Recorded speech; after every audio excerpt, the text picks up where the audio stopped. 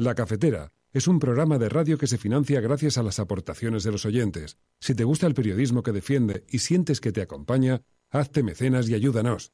Infórmate en radiocable.com/mecenas.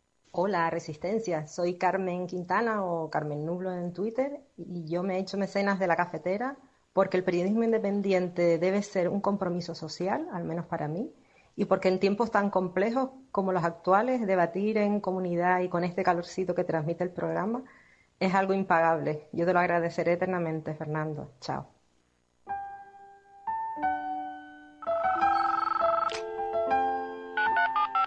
Son las 8:30 de la mañana. Las 7:30 en la Casa Museo de José Saramago, en Tías, Lanzarote. Buenos días, mundo. ¿Quieres un café? ¿Quieres un café?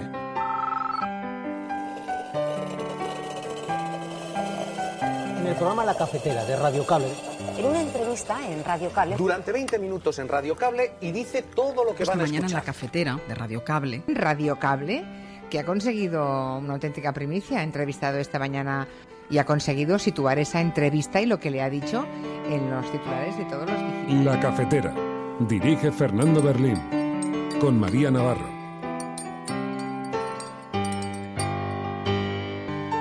El PP ha colaborado siempre con la justicia, a diferencia de otros, y realmente no estamos ni mínimamente preocupados por las grabaciones del señor Villarejo ni las supuestas revelaciones. Como decía, los juzgados están abiertos para que cualquiera que considere que se ha vulnerado la ley pues presente la correspondiente denuncia.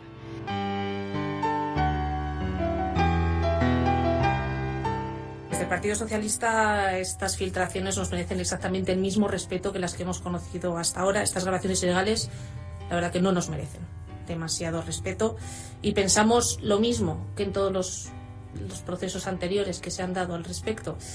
Estos no han de marcar la agenda política, no lo van a hacer para este gobierno y tampoco evidentemente lo van a hacer para el Partido Socialista. Lo que sí que es verdad es que más allá de lo que declare María Dolores de Cospedal, lo que hemos conocido hoy es una situación reiterada de entendimiento y complicidad para influir sobre la investigación policial, para influir sobre la acción de la justicia y para reclamar un trato de favor hacia el Partido Popular. La Agenda 2030, como decía, es una gran oportunidad para establecer una nueva forma de trabajar y lograr el mundo que queremos, sin dejar a nadie atrás. Una alianza global articulada con una nueva forma de hacer política, donde estén muy presentes los múltiples motivos, las múltiples causas de la pobreza y la desigualdad.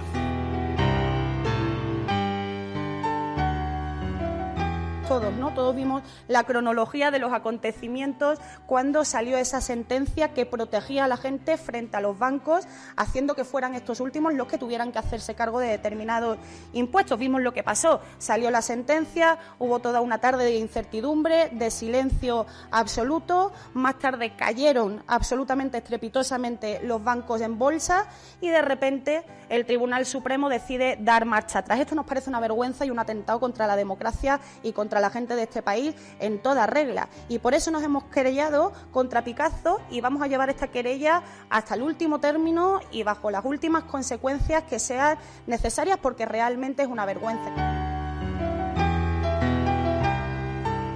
Que nadie quiera utilizar las Fuerzas Armadas en clave partidista. Las Fuerzas Armadas son de todos los españoles, no son de un partido ni de otro partido, son de todos. Que nadie tampoco quiera utilizar las Fuerzas Armadas con añoranzas de un pasado que hoy los españoles hemos querido superar.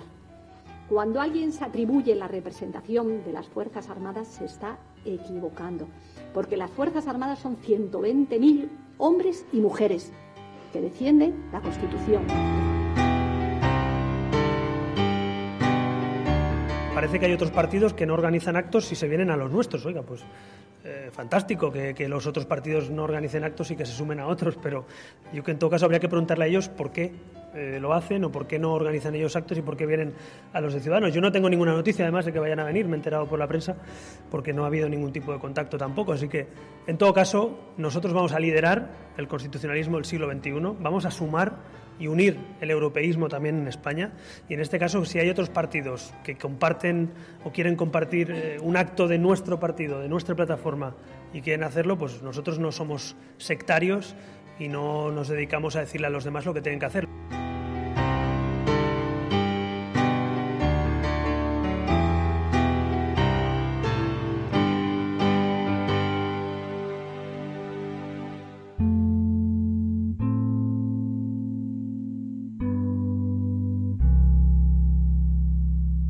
Buenos días, Resistencia. Buenos días, Cafetera. ¿Por qué ha votado Brasil a un ultraderechista y de forma tan masiva? ¿Cómo es posible que el país que vio nacer el Foro Social Mundial haya virado a la extrema derecha? El doctor de Yale de Sociología del Derecho, Boaventura de Sousa Santos, que es conocido, entre otras cosas, por haber participado en el Foro Social en muchas ocasiones, ha analizado estos días las claves de la victoria del ultraderechista Bolsonaro en Brasil y ha concluido algunas cosas que nos pueden ayudar a comprender y también a prevenir. Dice Boaventura de Sousa Santos que la derecha moderada brasileña atacó tanto a la izquierda moderada y con tanta virulencia y durante tantos años que la gente finalmente los deslegitimó y ahora han preferido refugiarse en los ultras antisistema. Ha sido precisamente la derecha moderada la que más ha acusado la victoria del ultra Bolsonaro. Toda una lección para la derecha en otros países que utilizan también prácticas similares.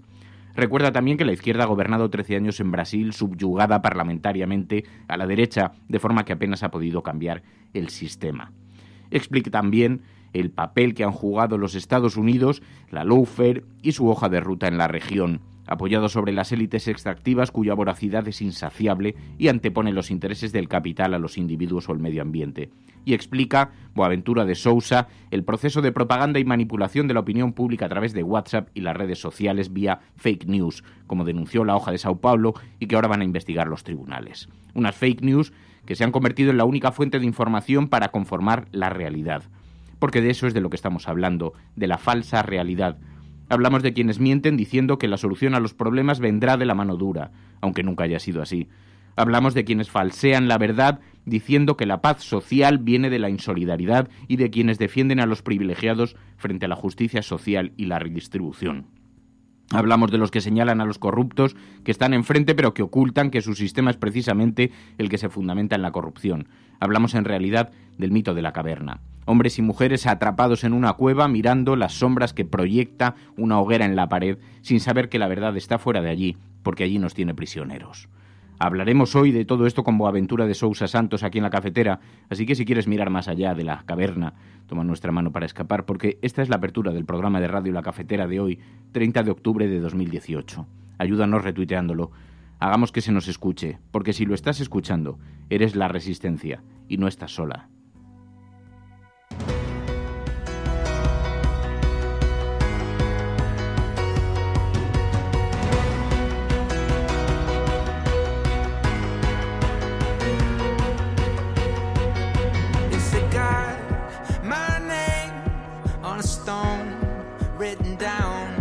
Darling, it's the same. It's where I'm living now. Yeah, we always knew that the day would come. 'Cause all we had was a spark. Vamos a ver cómo lo hacemos además, porque tengo la voz bastante cascada que va por ratos. Hoy no estará María Navarro con nosotros porque le he dicho, digo, cógete el día que soy una bomba biológica en este momento contagiando virus. Bueno, muy buenos días a todos, bienvenidos una mañana más a este programa en el que tratamos de analizar lo que está ocurriendo en este mundo tan complejo, tan cambiante cada día. Hoy además con esta propuesta tan interesante hablaremos con Boaventura de Sousa Santos, hablaremos también con Juan López de Uralde, porque hoy es martes, los martes ya sabéis que hablamos de medio ambiente, de ecología, y claro, decíamos, ¿qué consecuencias va a tener la elección de alguien como Bolsonaro, que ha hecho promesas electorales tan dramáticas para el medio ambiente como las que ha hecho, pronunciamientos como los que ha tenido? ¿Qué consecuencias puede tener para el medio ambiente la elección de alguien sobre quien la mayor de las esperanzas recae en que incumpla sus promesas? Es toda una auténtica paradoja. Bueno, de eso vamos a hablar hoy aquí en el programa, pero también vamos a analizar las portadas de los periódicos. Hablaremos, como digo, con el doctor en Sociología del Derecho, el doctor Boaventura de Sousa Santos, y con Juan López Duralde. Tenemos un montón de cosas que comentar. Esto es La Cafetera. Si lo estás escuchando, eres La Resistencia. No estás sola.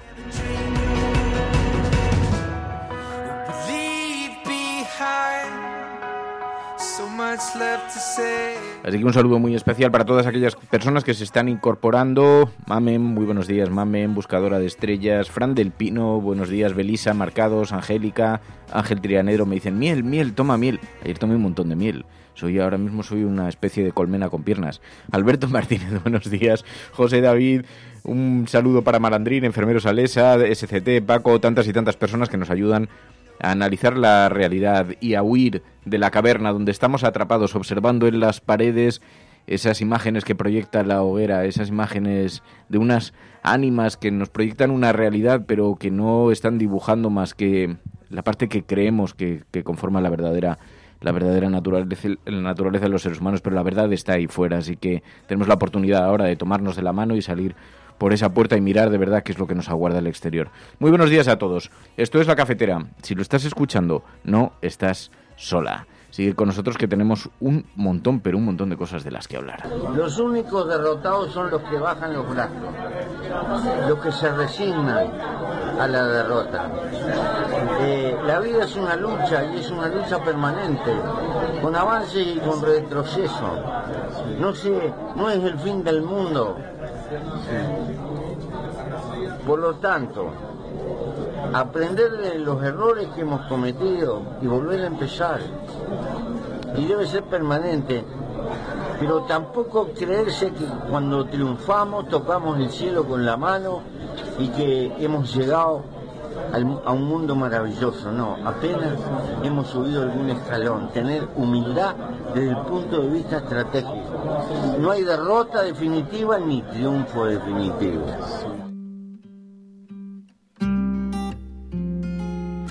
Ni derrota definitiva, ni triunfo definitiva. Las palabras de Mujica, y que nos acercan también a la realidad, a la manera en la que tenemos que afrontar cosas como las que están ocurriendo a nuestro alrededor, tan inquietantes. Bueno, os decía hoy, por despejar las portadas de los periódicos, y pasamos a conversar sobre la situación en Brasil. En la portada del periódico El País, Ciudadanos rompe la estrategia del Partido Popular que bloquea el presupuesto. Ayer ya lo visteis y ya lo sabéis muchos de vosotros, porque ha sido además muy comentado en las redes sociales. Ha ocurrido algo, de pronto un giro de Ciudadanos, un cambio de dirección. Dice el periódico El País que Rivera ha aceptado iniciar la reforma de la Ley de Estabilidad. Ya lo matizó después Rivera, diciendo que no había tal apoyo a los presupuestos del gobierno, pero sí parece haber un cambio, un giro. No sabemos si es que Ciudadanos está redibujándose en la medida que está buscando su espacio político y que tiene que competir con ello, con el Partido Popular por ese espacio y con Vox, y trata de desmarcarse de lo que está ocurriendo. Dice el periódico El País, precisamente, que se desmarcó ayer de la estrategia que seguía junto al PP para bloquear diversas iniciativas en la mesa del Congreso, entre ellas la reforma de la Ley de Estabilidad Presupuestaria, clave para que vean la luz los presupuestos del Estado. El partido de Albert Rivera, dice El País, cree que no debe frenarse ese debate, si bien tampoco acepta un trámite exprés como quería el gobierno. Esa reforma acabaría con la capacidad de veto del Senado, donde el PP tiene mayoría absoluta. Sobre el objetivo de déficit, que condiciona todas las cuentas públicas, la nueva posición de Ciudadanos puede servir para el desbloqueo de hasta 40 proyectos. Y ayer le vimos un segundo desmarque. Albert Rivera decía, a esto de que acudan los dirigentes de Vox y del Partido Popular a un acto de Alsasua que ha convocado Albert Rivera, bueno, trataba de restarle importancia, de decir que lo desconoce. Parece que hay otros partidos que no organizan actos si se vienen a los nuestros. Oiga, pues fantástico que los otros partidos no organicen actos y que se sumen a otros, pero yo que en todo caso habría que preguntarle a ellos por qué lo hacen o por qué no organizan ellos actos y por qué vienen a los de Ciudadanos. Yo no tengo ninguna noticia además de que vayan a venir, me he enterado por la prensa, porque no ha habido ningún tipo de contacto tampoco, así que en todo caso nosotros vamos a liderar el constitucionalismo del siglo XXI, vamos a sumar y unir el europeísmo también en España, y en este caso si hay otros partidos que comparten o quieren compartir un acto de nuestro partido, de nuestra plataforma, y quieren hacerlo, pues nosotros no somos sectarios y no nos dedicamos a decirle a los demás lo que tienen que hacer. Así que un nuevo giro de Ciudadanos, dice el periódico ABC, que Rivera ha dejado tirado al Partido Popular, que renuncia a seguir paralizando la tramitación de los presupuestos pactados por el PSOE y Podemos y les permite sortear el veto del Senado. Defiende que cambia de estrategia para garantizar el normal juego parlamentario y el PP le acusa de dejarle solo frente a Sánchez y a sus aliados, dice el periódico ABC en su portada.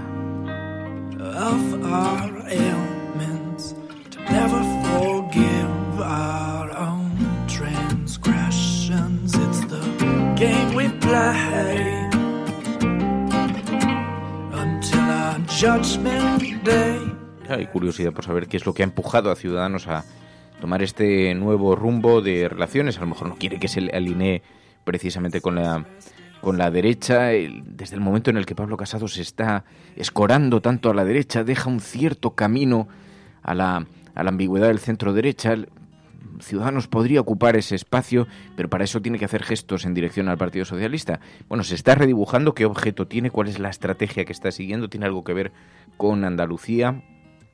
Dice el periódico El Mundo, que no lleva este tema en su portada, que la Generalitat insta a delatar a los colegios que enseñan en español, dice el periódico El Mundo.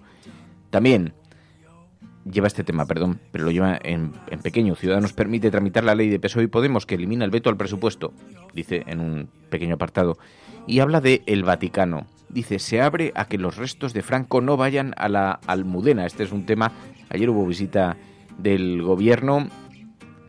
Están haciendo gestiones con el Vaticano para tratar de impedir que los restos de Franco, cuando sea exhumado, terminen en la Almudena. Las conversaciones sobre la exhumación de Franco, publica el periódico La Razón. Los obispos avisaron, ante la visita de Calvo a Roma, de que deben negociar con los Franco, no con ellos. El Vaticano avala la vía Osoro para trasladar los restos a El Pardo como alternativa a la Almudena. La familia no cederá, solo aceptaremos que siga en el Valle o vaya a la Catedral de Madrid. El gobierno, tenemos un problema, la Iglesia, tenéis un problema. Así que, bueno, se está especulando mucho con en qué fecha podría producirse ese traslado de los restos, y ya sabéis que ha habido varias fechas en las que igual en los mentideros de la corte madrileña se ha estado especulando con el momento en el que saldrían los restos de Franco y se dice que podría ser cerca, pero esto, insisto, tomadlo con muchísima cautela porque son los silbidos de los callejones oscuros de la corte madrileña, pero que sería pasado el 20N. Hacia el 22, además, creo que Pedro Sánchez está de visita en Cuba, me parece, de recordar. Creo que es el 22, así que sería una fecha muy icónica. Pero bueno, no dejan de ser especulaciones porque lo cierto es que nadie sabe cuándo se va a poder concretar la salida de los restos de Franco hacia el del Valle de los Caídos. No sabemos si hacia la Almudena o hacia el cementerio en el que la Iglesia Católica sugiere que podría ser los restos al cementerio de El Pardo. Y está por ver que la familia acepte eso. Bueno, esto es La Cafetera.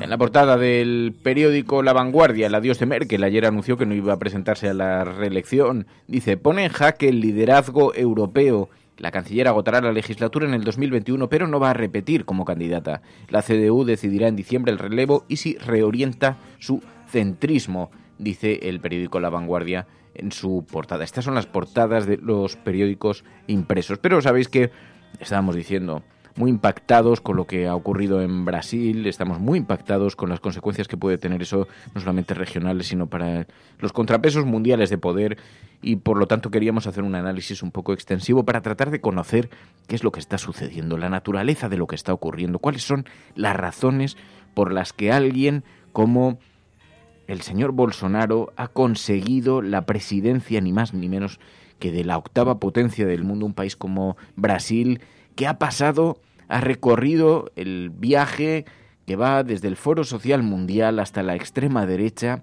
sin camino intermedio. Así que, ¿por qué ha votado así? ¿Cómo es posible? ¿Qué papel juegan los Estados Unidos? ¿Qué papel han jugado las redes sociales, la fake news, en el dibujo de esa realidad paralela que millones de brasileños tenían a su alcance y era la única manera que tenían de acercarse a la realidad política a través de WhatsApp, a través de las redes sociales? hay mucha preocupación. Una de las tesis que maneja precisamente Boaventura de Sousa Santos es que la derecha moderada brasileña estuvo atacando tanto a la izquierda moderada que la gente deslegitimó el sistema y ha preferido refugiarse en los ultras, que es toda una lección para lo que está ocurriendo. Bueno, pues de eso vamos a hablar a continuación enseguida con Boaventura de Sousa Santos. Estás escuchando La Cafetera. Si lo estás haciendo, eres la resistencia y no estás sola. Las guerras se venden mintiendo, como se venden los autos. Son operaciones de marketing y la opinión pública es el target. En el año 1964, el presidente Lyndon Johnson denunció que los vietnamitas habían atacado 2 buques de los Estados Unidos en el Golfo de Tonkin. Y entonces el presidente Johnson invadió Vietnam. Cuando ya la guerra había destripado a una gran multitud de vietnamitas, en su mayoría mujeres y niños, el ministro de Defensa de Johnson, Robert McNamara, confesó que el ataque del Golfo de Tonkin nunca había existido. Los muertos no resucitaron. Y en marzo del año 2003, el presidente George Bush denunció que Irak estaba a punto de aniquilar el planeta con sus armas de destrucción masiva. Eran, según él, las armas más letales jamás inventadas.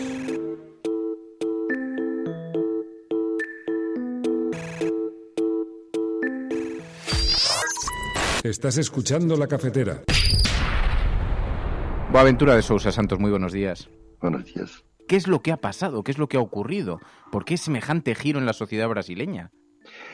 Sí, es una sorpresa para mucha gente, sobre todo porque estamos hablando de un país de desarrollo intermedio, que hasta es el país del Foro Social Mundial, de la fuerza de los movimientos sociales, de un gobierno progresista que ha logrado en 13 años sacar 50 millones de personas de la pobreza y de la miseria, y les ha dado por lo menos la oportunidad de comer en 3 veces al día, y ahora repentinamente hay una demonización total de este gobierno y hay este vértigo, esta locura de un neofascista mediocre, además, nada carismático, muy poco conocido, de hecho, que llega al poder de una manera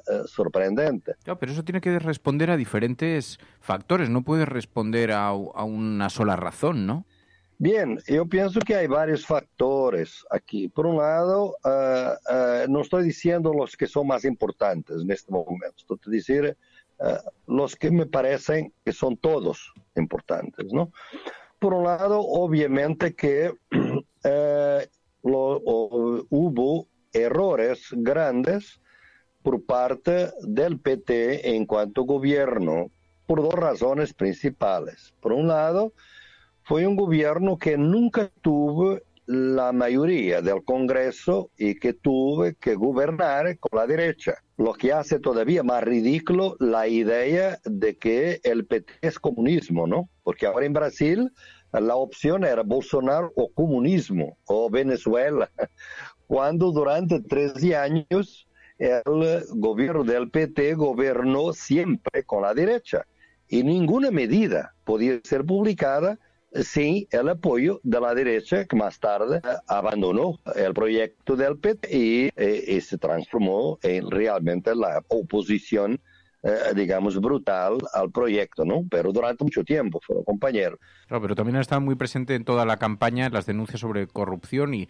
ha sido siempre como uno de los errores más característicos, ¿no? Hubo errores por un lado porque fue siempre una clase de políticas con la derecha que obligó el Partido de los Trabajadores a gobernar a la manera antigua de las élites, de las oligarquías, lo que incluye corrupción. Corrupción no estoy diciendo enriquecimiento ilícito personal, no estoy hablando de Lula y de su departamento, porque me parece que nunca ha sido probado, pero el hecho que hubo realmente participación financiera para los partidos políticos de las empresas que ganaban concursos. Hubo una corrupción endémica, digamos así. Y el PT, por otro lado, también cometió el error de que no aprovechó la gran oportunidad que tuvo para una reforma política, para una reforma de los medios de comunicación y una reforma fiscal. O sea, no cambió el sistema para nada. El sistema se quedó el mismo que existía y apenas dejó que el PT gobernara durante un tiempo. Y por eso hubo aquí un error, que fue el hecho que el PT no aprovechó la oportunidad histórica que tuvo. ¿Y qué posición tiene en todo esto el papel que juega los Estados Unidos, la posición de los Estados Unidos? O sea, nosotros no podemos entender lo que está pasando en Brasil sin el imperialismo norteamericano, que se manifiesta de varias formas en el continente, que como sabes, el imperialismo estuvo un poco, digamos, lejos del continente después de la guerra del Irak, en la primera década de 2000. Y no es por coincidencia que tenemos gobiernos progresistas en este periodo en América Latina, desde Argentina con los Kirchner y también Venezuela con Morales y Rafael Correa en Ecuador y Chávez en Venezuela. De alguna manera el imperialismo norteamericano estaba totalmente concentrado en el Medio Oriente. A partir de 2009 todo cambia cuando hay el golpe de Honduras. El golpe de Honduras fue monitorado directamente por los abogados de Hillary Clinton. Y por eso y tú ves lo que pasó. O sea, la gente hoy en la prensa española, portuguesa y americana solamente ve los hondureños migrantes caminando miles de kilómetros a camino de los Estados Unidos. Este es el resultado del golpe de 2009.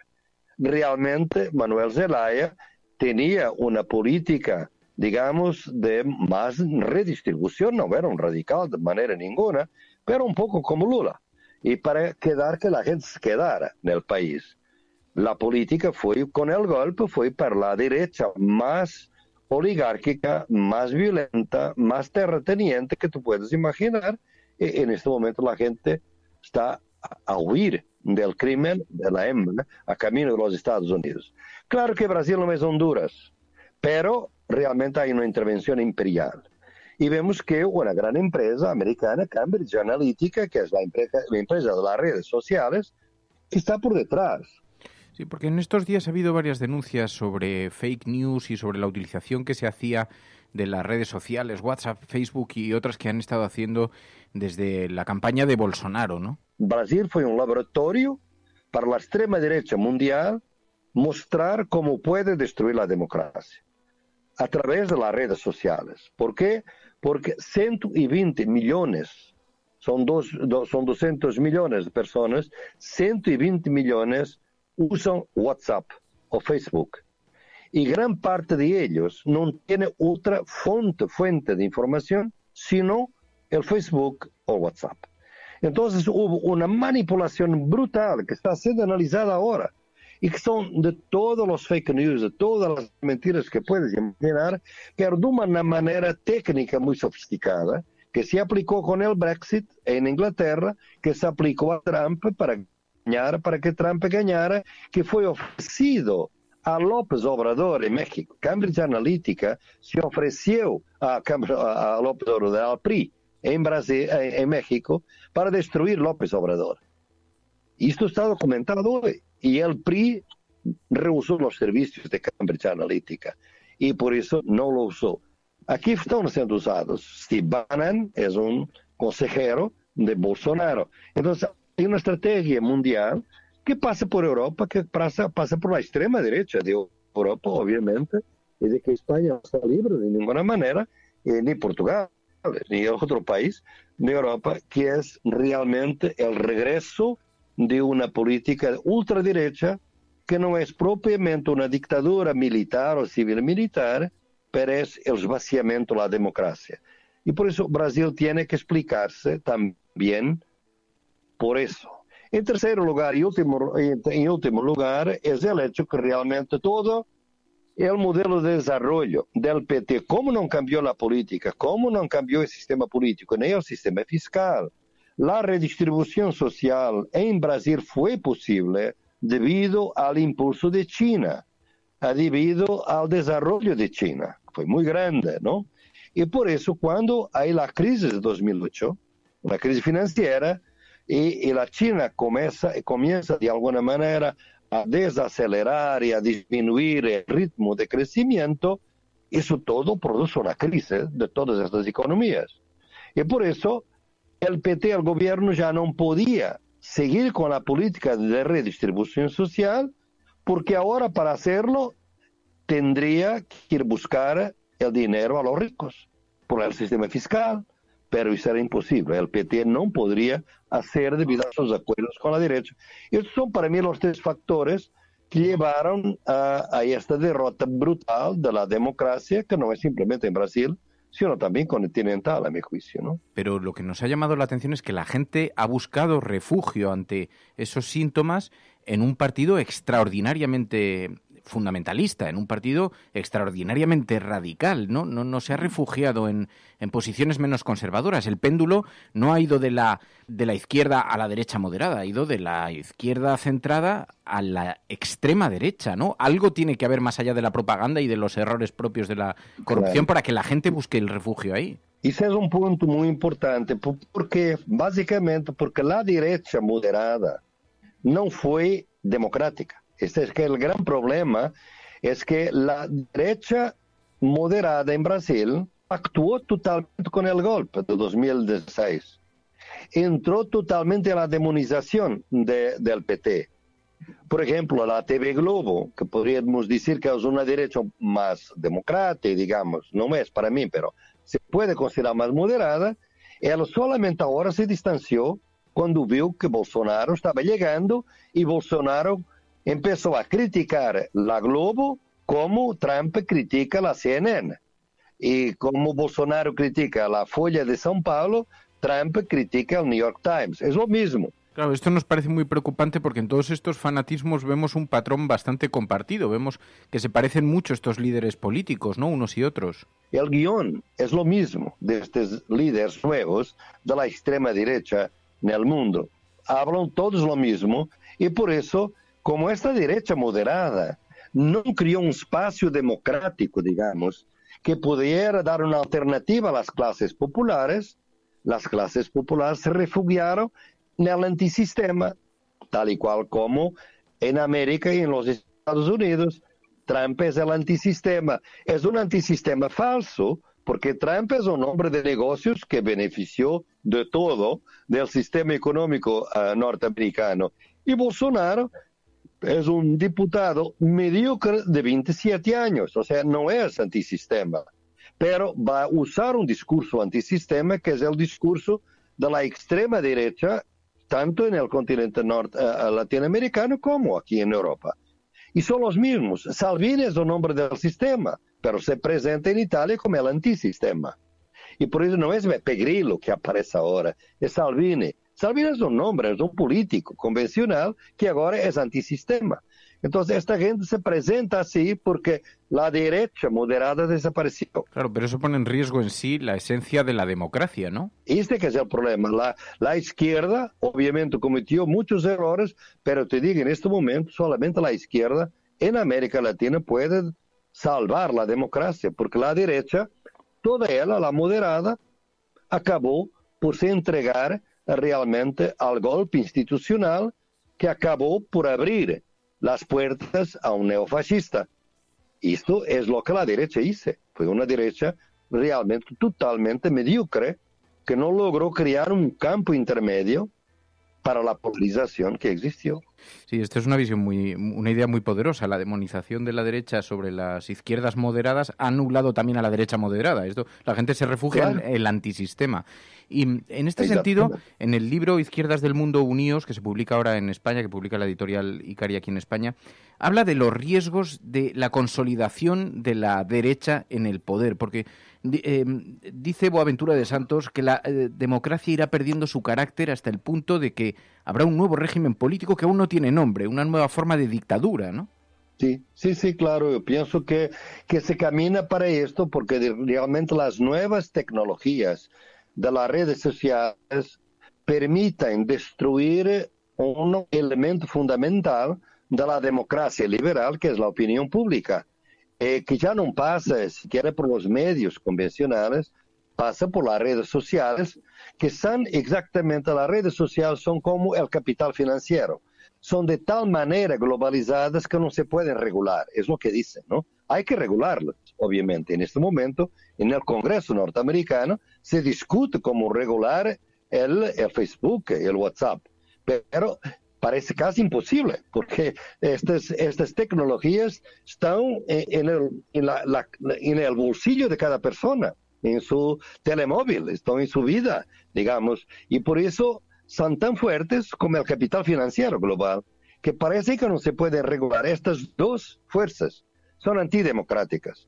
Tú ves cómo la reacción del mercado financiero con la victoria de Bolsonaro. Es buena para ellos. Es bueno. Entonces, los Facebook y los WhatsApp, totalmente manipulados por la ultraderecha, que ahora se conocen los mecanismos, los robots que son utilizados, los llamados bots, los perfiles automatizados, las fake news.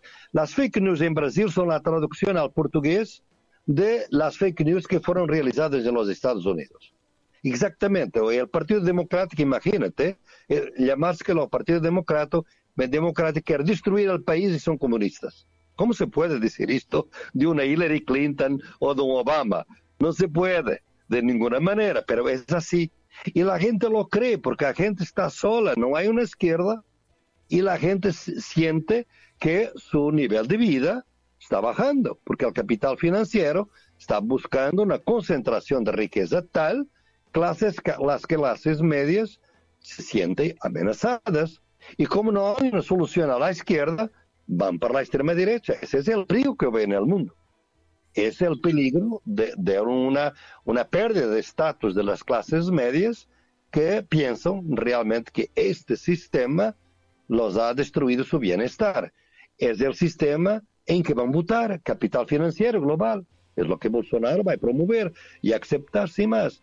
Por eso me parece que en este momento mi argumento es que las izquierdas tienen una nueva responsabilidad en este momento. Claro, pero entendemos que eso no solamente ocurre en Latinoamérica, ¿no? Porque ¿cómo afecta eso a la perspectiva de Europa o del resto del mundo? Hasta ahora, la democracia liberal era algo que las izquierdas aprendieron, digamos así, a lo largo de este siglo, a convivir con y a trabajar con la democracia liberal, pero era de alguna manera ajena, digamos. Ahora estamos en un punto que tendremos que salvar la democracia liberal para radicalizarnos la democracia. Yo pienso que la democracia liberal, te digo, no es la solución todavía, porque es demasiado frágil, como estamos a ver. La democracia liberal no se defiende de los dictadores, de la dictadura, no se defiende de los fake news. Una democracia participativa, si la gente estuviera organizada en sus brigadas populares, en sus células personales, de grupos, de barrios, ya estaban más defendidos los fake news. Pero la gente está aislada, cada uno con su telemóvil, completamente aislado, no tiene grupos de referencia, no tiene ideología, digamos así. Y por eso se cae sin defensa en una fake news en la cual cree, porque su tribu cree en eso, y todos creen lo mismo, y lo mismo es falso, pero para él y para ella es verdadero. Entonces, me parece que la izquierda tiene ahora una otra responsabilidad, que no es simplemente crear una sociedad más incluyente, pero defender esta democracia para radicalizarla, no para mantenerla, para mejorarla, para profundizarla. No podemos contar con la derecha. Para mí, mismo en Europa, La derecha se sirve de la democracia cuando le sirve. Cuando no le sirve, entonces van por la corrupción, van por la destrucción de la democracia, por los golpes y por todo. Y me parece que nosotros tenemos que reinventar las izquierdas para defender la democracia. Ese es el tema del libro que vamos a lanzar en Madrid y Barcelona. Hay mucha preocupación porque se han cumplido los peores augurios con Brasil. Nos da la impresión que el propio título del libro habla de la necesidad de unir a las izquierdas. Pero, ¿hay esperanza? ¿Esto es posible? Yo pienso que sí, antes que sea tarde, ¿sabes? Porque mi problema es que las izquierdas se intentaron de unir en Europa cuando ya Hitler estaba en el poder.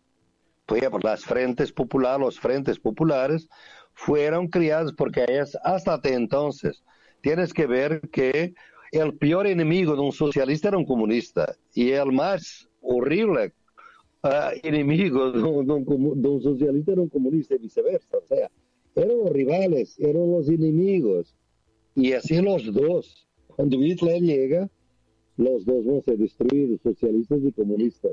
Entonces yo quiero que la izquierda se una ahora antes que sea demasiado tarde. Y la ilusión es que ahora no hay fascismo, ahora tenemos democracia, podemos seguir con todas nuestras divisiones. No, esta democracia es una democracia que está siendo esvaciada para permitir que los fascistas tomen democráticamente el poder y descaractericen por completo la democracia. Por eso hay que tener esperanza. Quizás me dirás, es una esperanza desesperada, puede ser, pero yo soy un optimista trágico, o sea, quiero seguir creyendo que con esperanza, porque sin esperanza no luchamos. O sea, Pepe Mujica lo ha dicho ayer muy bien, las luchas que se pierden son las luchas que abandonamos. Yo no voy a abandonar la lucha por una democracia radical. Hay que democratizar la democracia. Lo que digo ahora es que son las izquierdas que tienen esa responsabilidad. La derecha se entregó al capital financiero y ya no tiene solución. Si el capital financiero no quiere democracia, la derecha no va a querer democracia. Está totalmente endeudada a eso. Por eso tenemos esa esperanza, que es una esperanza un poco, obviamente, difícil de concretar, pero estamos en eso, es una lucha política. Se presenta aquí en España esta edición actualizada del libro Izquierdas del Mundo, Unidos, de la editorial Icaria, y ha cobrado un significado especial ahora que hemos conocido los resultados de estas elecciones en Brasil, y le agradecemos muchísimo, Boaventura de Sousa Santos, muchísimas gracias por atender esta llamada. Muy buenos días y mucha suerte. De nada, fue un placer. Estás escuchando La Cafetera.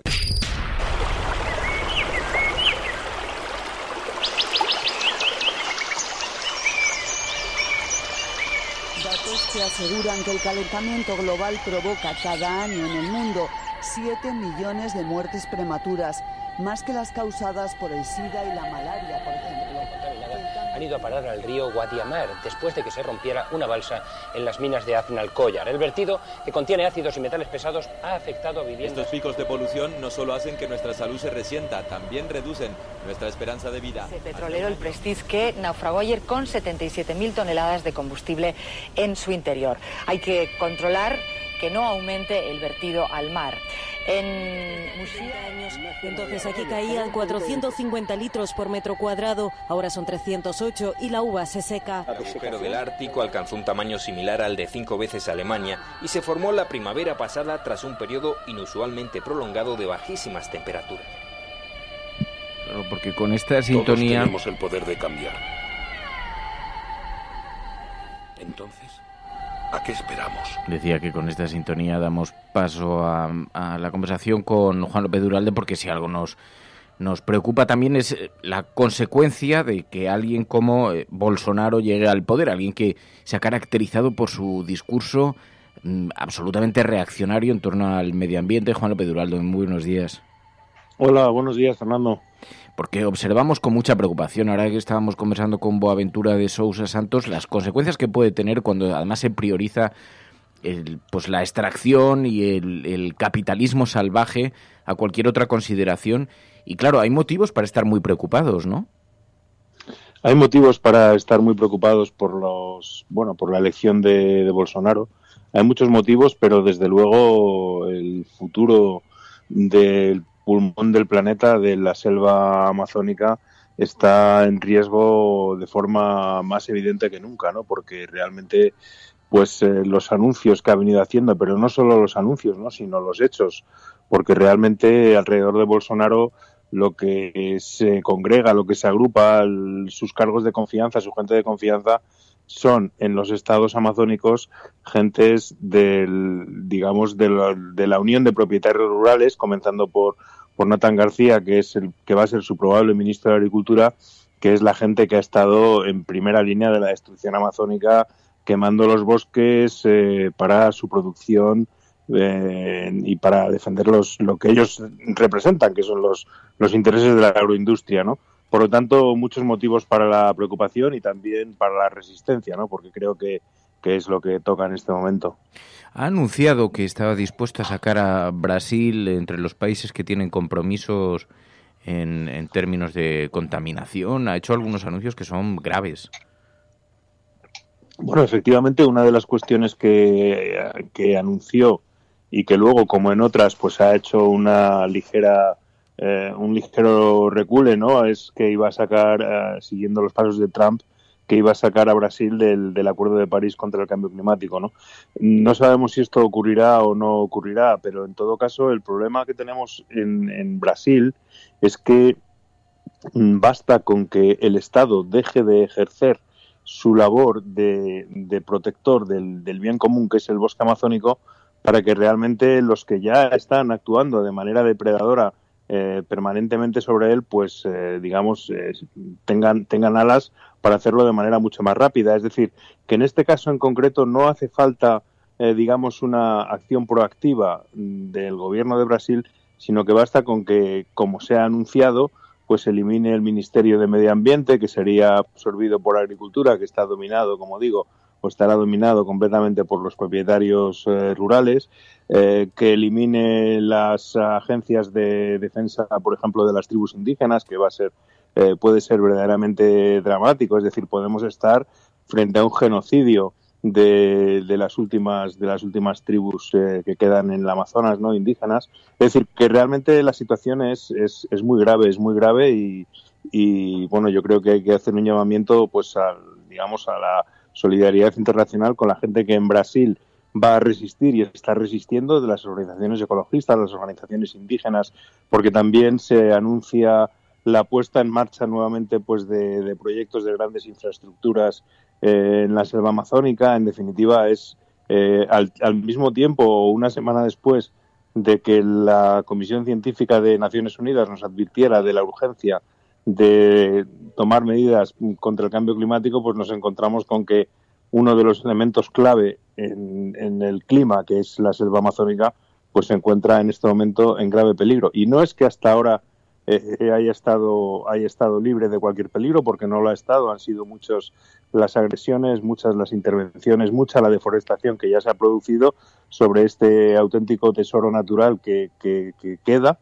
Pero claro, ahora ya en los últimos años con el gobierno de Temer se observó un aumento de la deforestación que ahora, pues, si nadie lo impide, se va a disparar. He estado leyendo algunos documentos que tuiteabas y algunos análisis de defensores del medio ambiente allí. Claro, la gran preocupación está en que puede aumentar la violencia no solo contra el medio ambiente, sino contra quienes trabajan para preservarlo allí. Una buena parte del Amazonas está parcelado en zonas protegidas para los indígenas y ahora se ha anunciado que también esto se puede poner en peligro, ¿no? Claro, porque la gente que lucha por la defensa de sus tierras, como son los indígenas, o las organizaciones ecologistas que tratan de evitar la entrada, la intrusión de sectores productivistas en las zonas de reserva, pues en este momento, desde la victoria de Bolsonaro, han perdido el respaldo del Estado. Es decir, que ahora mismo, en este momento hay que pensar que en zonas muy remotas de la Amazonia brasileña, pues los propietarios rurales, que son normalmente pues aquellos que además tienen las armas y utilizan la violencia, se encuentran con las manos libres o se sienten con las manos libres para, atacar a esta gente que se ha opuesto a sus intereses de seguir expandiendo sus cultivos, expandiendo su actividad, ¿no? En definitiva, la situación es muy grave porque el mensaje que se ha lanzado, el mensaje que Bolsonaro ha lanzado es: bueno, ahora vamos a continuar con la destrucción de la selva que nunca debía de haberse parado. Este es un poco el mensaje que se está lanzando, ¿no? Entonces, realmente yo creo que es muy preocupante. Como he dicho, la victoria de Bolsonaro es preocupante en muchos aspectos, no solamente en este, pero en este es especialmente grave y en este nos va a afectar a toda la humanidad porque estamos en un momento en el cual la lucha contra el cambio climático debería ser una prioridad global. Y ahí se da una paradoja, hay mucha confianza, pero no solamente entre los partidos de la oposición en que incumpla sus promesas, sino también entre los propios electores. Esto se da una paradoja. La persona que se presenta como el gran crítico contra el sistema porque la política es ineficaz e incumple sus promesas, sobre él recae precisamente esa responsabilidad de incumplir todo aquello que ha prometido en materia como esta. Y eso nos conduce a algo que está sucediendo, Juancho, y lo que te quería preguntar, porque estamos observando, y hay quien ha puesto el foco en esto, que se está produciendo un despegue de los partidos ecologistas con bastante fuerza, que se han convertido en el muro de contención y en una alternativa para la división clásica tradicional de izquierda-derecha, ¿no? Bueno, primero déjame con respecto al tema de Bolsonaro decir una cosa, que en el tema medioambiental insisto en que el hecho de que no cumpla sus promesas no limita el daño, porque realmente el daño se hace desde el momento en que él lanza los mensajes que está lanzando, porque esa agresividad sobre la selva ya se produce, ya existe, y el Estado es una barrera, el Estado de Brasil debe ser una barrera protectora, al menos sobre aquellas zonas que se ha comprometido a proteger. Si esa barrera desaparece, no por la acción, sino por la omisión del propio Estado, es cuando los propietarios rurales se sienten con las manos libres para entrar ahí. Por lo tanto, lo que se está permitiendo es la impunidad. Y en ese sentido, en el tema ambiental, simplemente el incumplimiento de lo que ha dicho no sería suficiente. Es decir, tendría que haber una rectificación en toda regla, una rectificación de 180 grados diciendo que hay que mantener la legalidad y por qué hay que mantenerlo y el compromiso del Estado a hacerlo, ¿no? Y esto es lo que tenemos serias dudas de que vaya a ocurrir, ¿no? Efectivamente, dices, por el otro lado, la esperanza está naciendo en Europa, ¿no? En el sentido de que efectivamente los partidos verdes pues están apareciendo como una alternativa clara a la extrema derecha en Europa y se están erigiendo como la auténtica barrera, el dique verde, decía Pablo Simón el otro día en el País, ¿no? El dique verde contra la extrema derecha. Bueno, es una esperanza que ojalá que se extienda por toda Europa y ojalá que llegue también a España, ¿no? Porque realmente es verdad que en base a tres valores fundamentalmente, ¿no? Que es la lucha contra la xenofobia, la defensa de una Europa desde un punto de vista crítico, es decir, un europeísmo crítico, y la defensa del territorio y de la ecología, pues los verdes están consiguiendo un espacio que hasta ahora pues no teníamos. Porque lo hemos visto en Alemania, por ejemplo, ¿no? Que hemos visto cómo crecía la extrema derecha, se observaba con mucha preocupación, pero paralelamente también los verdes lograban un poder que no había tenido antes. Bueno, no solo en Alemania, también en Luxemburgo, en Bélgica, es decir, en Holanda, las elecciones que se han ido produciendo en los últimos meses en Europa, los partidos verdes han emergido como una fuerza, digamos, con muchas posibilidades incluso de llegar a gobiernos, ¿no? Algo que puede cambiar las cosas, porque realmente, efectivamente, los partidos verdes representamos, puesto que también estamos en la familia verde europea, somos el representante español en la familia verde europea, unos valores completamente opuestos y diferentes a lo que representa la extrema derecha y también diferenciados de los grandes partidos tradicionales que son los que están también a la baja, ¿no? Entonces, pues ahí ya en las elecciones presidenciales austriacas hubo un cara a cara entre un candidato a presidente verde y un candidato de extrema derecha y ganó el candidato verde, ¿no? Es decir que, bueno, efectivamente esos nuevos valores completamente diferenciados, ¿no? Que defienden una Europa abierta, una Europa verdaderamente de acogida y no una Europa cerrada y egoísta encerrada en sí misma y en sus propios intereses económicos, que es lo que representamos los verdes con un internacionalismo ecologista.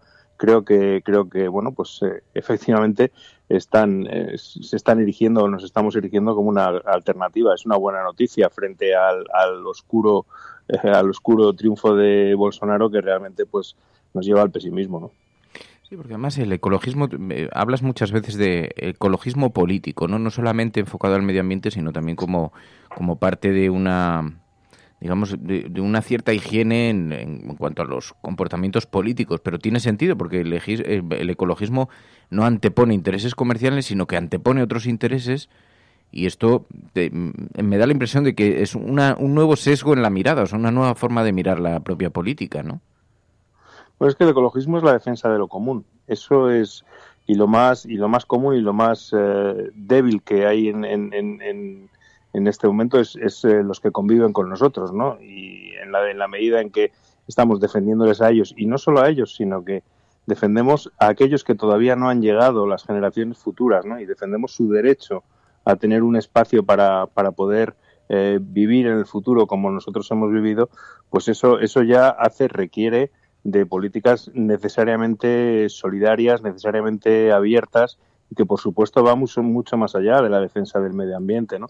Lo que pasa es que es la parte más conocida de nuestro ideario, pero va mucho más allá, ¿no? Tenemos una propuesta para Europa y para el mundo, pues eso, abierta, solidaria, una internacionalista, ¿no? Y bueno, pues por todo eso es por lo que luchamos, y afortunadamente después de muchos años, pues parece que empieza a ser por fin valorado como una opción alternativa a otras opciones, ¿no?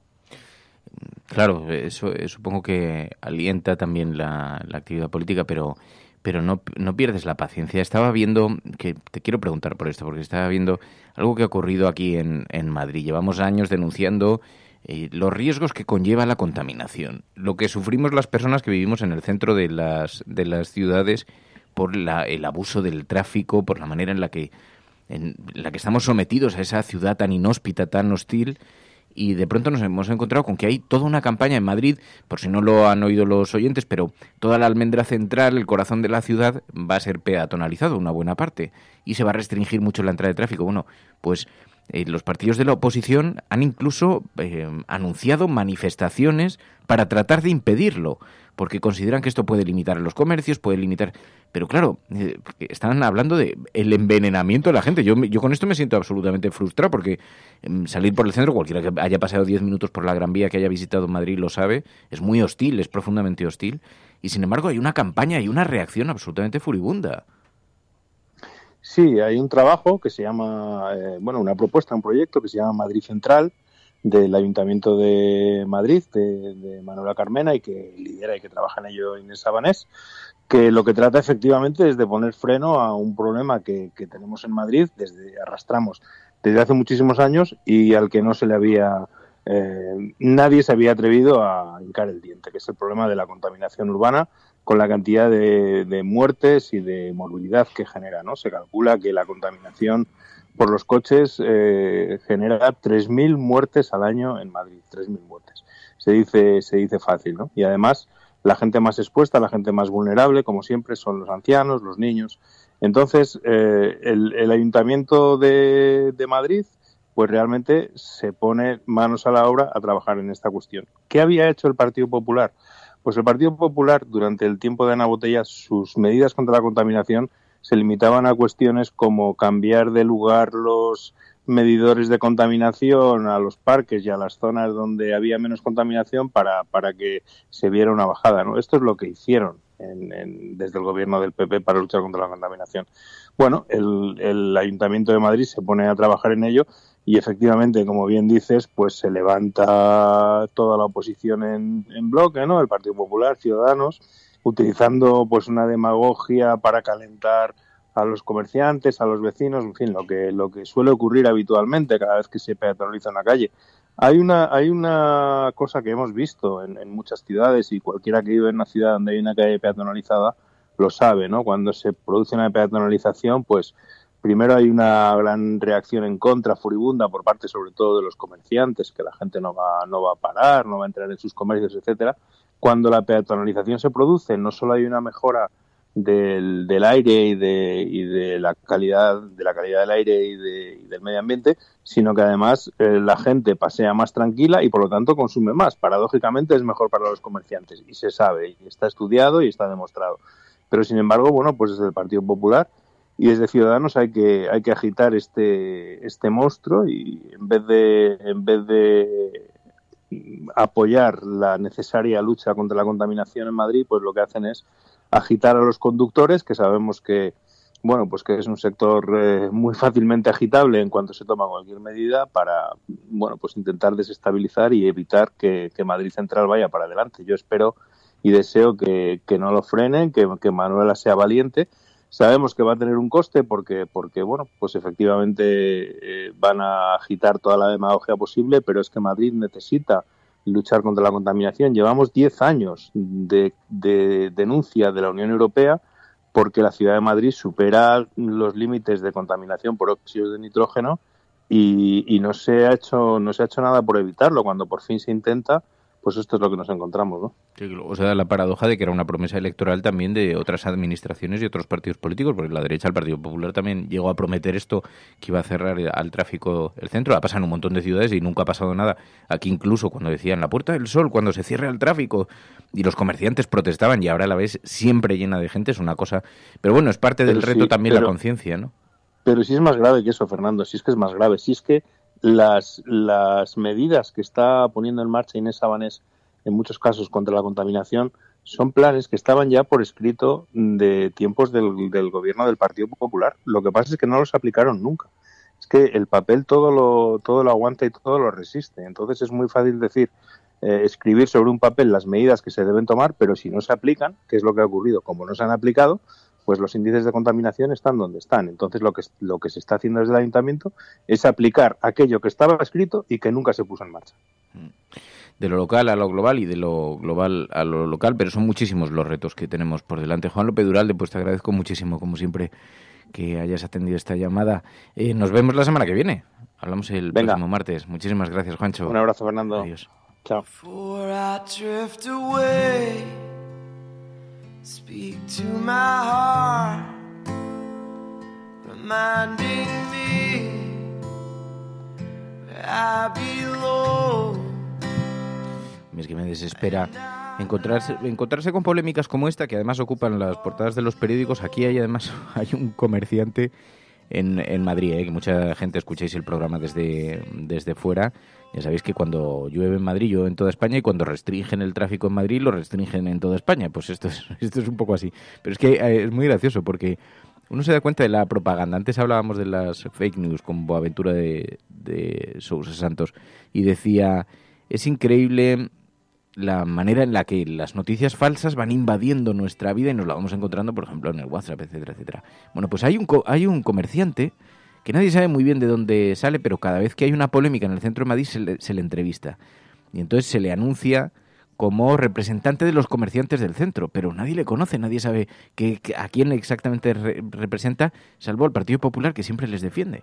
Pero entonces cuando alguien se puso a indagar y se puso a buscarle, se lleva 15 años apareciendo en los medios de comunicación, protestando cada vez que se toma alguna decisión que supuestamente afecta a los comerciantes. Pero claro, los comercios de centros, podéis imaginar, allí cabe de todo, desde la FNAC al Corte Inglés, y dice, y hay un señor que se suponía que tuvo una tienda alguna vez en el centro, pero de enigmática procedencia. En fin, bueno, es una cosa, y claro, pero circula y su opinión se escucha, y entonces él dice, porque nos van a cerrar los comercios, bla, bla, bla. No, dice Alberto, el del bar, no, el del bar es otro, ese es otro que también se ha hecho muy popular. Pero, bueno, en fin, tenemos muchísimos, importantísimos retos por delante en la sociedad que estamos viviendo, en el mundo que estamos viviendo. Pero antes escuchábamos a José Mújica, en un audio en el que ha resonado mucho en estas horas. Los únicos derrotados son los que bajan los brazos, los que se resignan a la derrota. La vida es una lucha y es una lucha permanente, con avance y con retroceso. No es el fin del mundo. Por lo tanto, aprender de los errores que hemos cometido y volver a empezar. Y debe ser permanente, pero tampoco creerse que cuando triunfamos tocamos el cielo con la mano y que hemos llegado a un mundo maravilloso, no, apenas hemos subido algún escalón, tener humildad desde el punto de vista estratégico. No hay derrota definitiva ni triunfo definitivo. Y es maravilloso porque es un retrato perfecto. Parte de los que han votado a Bolsonaro afirman que lo hacen por decepción, por las expectativas que tuvieron en Lula. Y el giro, el cambio es brutal. El péndulo se ha ido de la izquierda moderada, ya lo decíamos, ha estado 13 años gobernando subyugado a la derecha en el Parlamento, donde los partidos de derecha gobernaban, además en un sistema parlamentario muy complejo. Y sin embargo, se han ido a la extrema derecha los electores, de pasar de votar a la izquierda moderada, a Lula, que hay que considerar incluso que tomó medidas muy liberales, y se han ido de la izquierda moderada a la extrema derecha, por decepción, porque las expectativas eran muy altas. A lo mejor tenemos que rebajar un poco las expectativas del triunfo y no ser tan pesimistas con los fracasos, porque como dice José Mujica, a lo mejor solamente se pierda cuando se entregan, cuando se bajan los brazos. Bueno, nos vamos a marchar. Yo, como tengo la garganta fatal, además es que no puedo seguir mucho más rato. Voy a ver si me tomo un poco de jengibre, de cosa de jengibre. Y mañana volvemos. Mañana charlamos ya más despacio y a ver si con todas las cosas encima de la mesa. Y el viernes acordaos que vamos a hacer el videoforum sobre la película El Olivo. Una película que habéis recomendado vosotros mismos y que habéis recomendado porque la pusieron este fin de semana en televisión y entonces la ha visto mucha gente y os ha gustado mucho. Ya podéis ir enviando los audios al WhatsApp del programa. Y nosotros nos marchamos. Mañana volvemos. Muchísimas gracias a todos por la compañía. Esperamos que os haya gustado. Es un privilegio poder conversar con gente como Boaventura de Sousa Santos y esperamos que hayáis sacado el mismo partido que nosotros y que nos ayudéis también a redifundir el audio. Y luego nos estabais pidiendo que pusiéramos la entrevista por separada, a ver si podemos organizarlo, pero en todo caso está el editorial y os pedimos que nos ayudéis a retuitearlo, a redifundirlo, que se escuche, que se oiga. Mañana más. Gracias a todas. Cuidaos mucho. Si estás escuchando esto, eres la Resistencia y no estás sola. Buenos días, buenas tardes o buenas noches. Adiós. To carry me, you call me yours, you call me free. La Cafetera es un programa de radio que se financia gracias a las aportaciones de los oyentes. Si te gusta el periodismo que defiende y sientes que te acompaña, hazte mecenas y ayúdanos. Infórmate en radiocable.com/mecenas.